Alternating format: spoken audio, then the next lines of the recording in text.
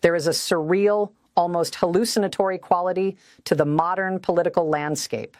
We have entered an era where the lines between high-stakes courtroom drama, presidential campaigning, and late-night television comedy have not just blurred. They have completely dissolved into a single chaotic television show. If you want to understand the exact state of this strange new reality, you do not need to look at swing state polling data. You do not need to analyze complex geopolitical strategies or read white papers from Washington think tanks. You simply need to observe what happens when a late-night comedian refuses to take the bait thrown by a political dynasty, and how that refusal drives that dynasty to the absolute brink of a public meltdown. Imagine for a moment the sheer crushing pressure of the situation surrounding the Trump family. They were facing a massive $250 million civil fraud trial.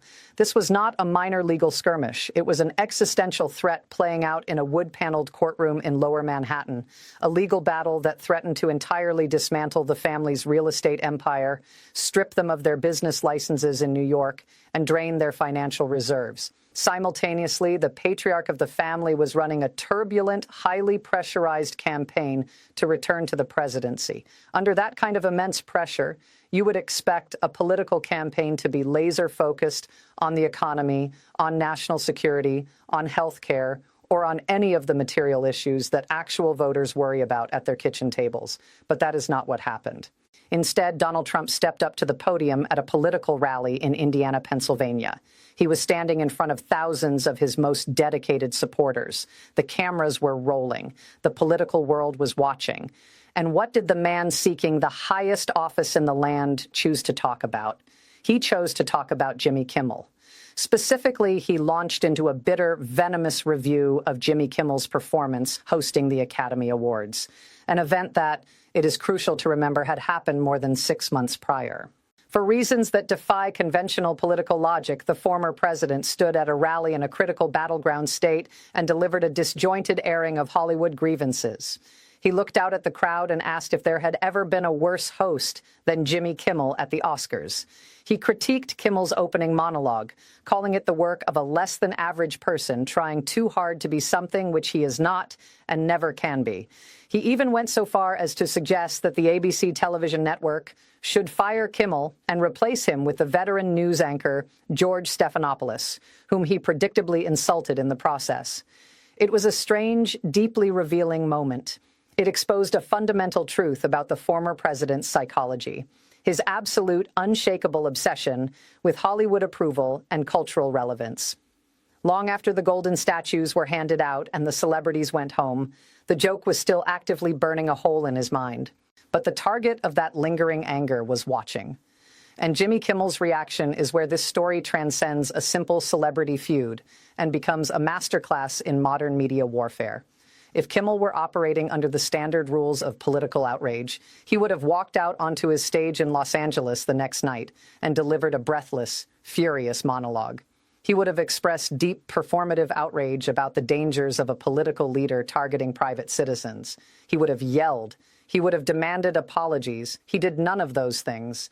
Instead, Kimmel walked out to his desk, looked dead into the camera, and simply played the tape of the Pennsylvania rally. He asked his studio audience if they could guess which former president had just posted those exact same grievances on his social media platform. And then, with the casual, effortless timing of a man who fully understands that his opponent is handing him free material, Kimmel smiled. He thanked the former president for watching his show. And then he delivered a single, devastatingly simple line. "Isn't it past your jail time?" There was no rage in his voice. There was no self-righteous lecturing. It was just a man looking at a spectacularly absurd situation and letting the joke write itself. The contrast was startling, the searing, red-faced heat of the political rally versus the cool, detached irony of the late-night desk. But the story does not end with a single punchline, because the context of when this was happening is what makes the dynamic so uniquely fascinating. While the patriarch of the family was endlessly replaying the Academy Awards in his head at rallies in Pennsylvania, his eldest son, Donald Trump Jr., was currently sitting on the witness stand in that exact same devastating New York fraud trial. The son was brought into court to defend the family business against allegations of massive, systematic financial deception. The prosecution was methodically going through years of financial statements, pointing out properties that were allegedly overvalued by staggering margins to secure favorable loans and insurance rates. And Donald Trump Jr.'s legal defense under oath was essentially weaponized ignorance. As the executive vice president of the Trump Organization, a man with his name on the building and his signature on the documents, his primary argument to the judge was that he should not be held responsible for the actual numbers. His rationale was brilliantly, tragically simple. He pays a massive, expensive Big Five accounting firm millions of dollars to do the math. He testified that he relies on these highly paid accountants, and therefore he cannot possibly be expected to know more than them when he signs off on the final financial statements. If you pause to apply that exact legal logic to the real world, the absurdity becomes overwhelming. It is the equivalent of an insurance company suing a patient for listening to the medical advice of their doctor. The accountants did it is a fascinating, desperate defense for a man whose entire public persona is built on the image of a ruthless, hyper-competent business titan. He was essentially arguing that he was merely a highly paid rubber stamp, totally unaware of the financial realities of his own family's empire. And then, during that very same grueling trial, the Sun made a claim so utterly detached from reality that it sounded less like legal testimony and more like a discarded script from a television sitcom. While attempting to praise his father's business acumen, Donald Trump Jr. testified that his father was the visionary genius who invented the concept of the hotel gym. He sat in a court of law and claimed that perhaps someone, somewhere, had put a gym in a building before, but absolutely no one did it at the massive, luxurious scale of his father. He boldly, proudly declared to the court that Donald Trump is the undisputed father of the hotel gym. This is a claim made about a man who famously, publicly avoids cardiovascular exercise. The former president has frequently discussed his personal belief that the human body operates like a non-rechargeable battery, born with a finite amount of energy that is permanently depleted by strenuous physical activity. Yet, according to his son's sworn testimony, this man is the pioneer of the global fitness amenity industry. When Jimmy Kimmel heard this testimony, he did what has become his signature move. He did not yell. He did not act overly shocked. He did not invite a panel of legal experts to debate the perjury implications. He simply went on national television and read the exact quotes out loud to his audience. He stated the facts. Don Jr. testified that his father is the father of the hotel gym. He let the audience process the fact that the father of the hotel gym is a man who has likely never stepped inside one. The studio audience laughed. Kimmel moved on. No dwelling, no outrage, just the presentation of the next receipt. And this incredibly calm, mirror-like approach is exactly what caused the outrage machine surrounding the Trump family to predictably, spectacularly short-circuit. Donald Trump Jr. watched the late-night monologue, and rather than letting the joke fade into the endless ether of the daily news cycle, he took to the internet and posted a furious, seething response. He fell back on the comfortable, well-worn tropes of his political movement, ranting about out-of-touch Hollywood elites and liberal media bias. But his followers needed more than just an angry social media post. They required a narrative of absolute victimhood and aggressive retaliation. And so, the right-wing internet ecosystem did what it does best. It manufactured a completely fake reality. Within hours of the monologue, a bizarre, fabricated story began spreading like wildfire across social media platforms and fringe political blogs. The rumor mill generated a narrative that Don Jr. was so furiously offended by Kimmel's jokes about the trial that he actually ran to the police. The internet claimed that the son of the former president had called law enforcement on a late-night talk show host. It was a brilliant, terrifying piece of modern digital fiction. If you looked for the facts, they did not exist. There was no police precinct involved. There was no incident report number filed. There were no detectives assigned to the case. There was no actual crime committed, because mocking a public figure's testimony on television is the bedrock of the First Amendment. But the truth did not matter to the machine. What mattered was the aesthetic of retaliation. The fake stories were accompanied by hyper-dramatic clickbait thumbnails. They featured digitally inserted flashing red sirens. They plastered the word breaking in bold, capitalized yellow letters across a story that had broken absolutely nothing in the real world. The internet had to invent a fake police standoff just to process the psychological humiliation of a late-night host calmly reading a court transcript. The political base needed to believe that their cultural enemies were not just being insulted, but were facing imminent legal or physical punishment by the state. The idea of running to the police over a joke perfectly encapsulates the fragility hiding behind the loud, aggressive posturing of modern political grievance. When Kimmel returned to the air the following night, his reaction to the fake police rumor was incredibly telling. He did not dedicate a 20-minute segment to debunking the lies. He did not express fear or outrage about the coordinated disinformation campaign against him. He briefly, casually laughed at the sheer pathetic nature of the fake police rumor, and then he moved right back to reading the receipts from the ongoing fraud trial. There is a distinct pattern here, a deep psychological architecture to how this family operates in the public sphere, and Jimmy Kimmel is one of the few people in media who seems to have entirely decoded it. The former president and his family desperately need to be victims. Victimhood is not just a byproduct of their politics. It is their primary product. It is the absolute core of their entire business model. Every perceived insult, every negative court ruling, every critical newspaper article, and every late-night monologue joke must be immediately repackaged as targeted, coordinated persecution. It is then sold back to their supporters as definitive proof that the entire system, the courts, the media, the entertainment industry, is rigged against them. They rely on the oxygen of conflict. If you fight back with anger, you validate their grievance. If you scream at them, you give them the footage they need to prove they are under attack. But Kimmel refuses to play his assigned role in their script. His response to the chaos is the exact same every single night.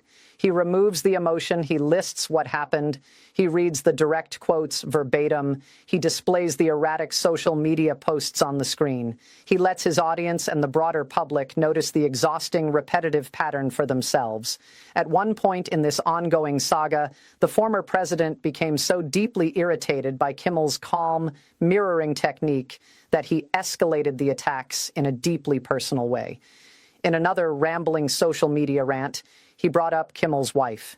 He mangled the original Oscar quote yet again, demonstrating a bizarre inability to remember the sequence of events he was so angry about. He lashed out with the kind of crude playground insults that have become his trademark, calling the comedian one of the dumbest human beings ever to walk the earth. This was the moment that usually breaks people. When a powerful political figure targets your family, the natural human instinct is to drop the comedic persona and engage in a bitter, defensive war of words. It is the moment where late-night hosts usually get serious, look directly into the camera, and deliver a stern lecture about decency and boundaries. Kimmel ignored the instinct. He recognized the trap. Instead of getting angry, he went on national television and noted, with a look of mock pity, that the former president's cognitive abilities appeared to be declining even faster than the stock price of his social media company. He suggested that Trump simply couldn't remember what was actually said at the Academy Awards, and then Kimmel delivered the absolute masterstroke of the entire feud.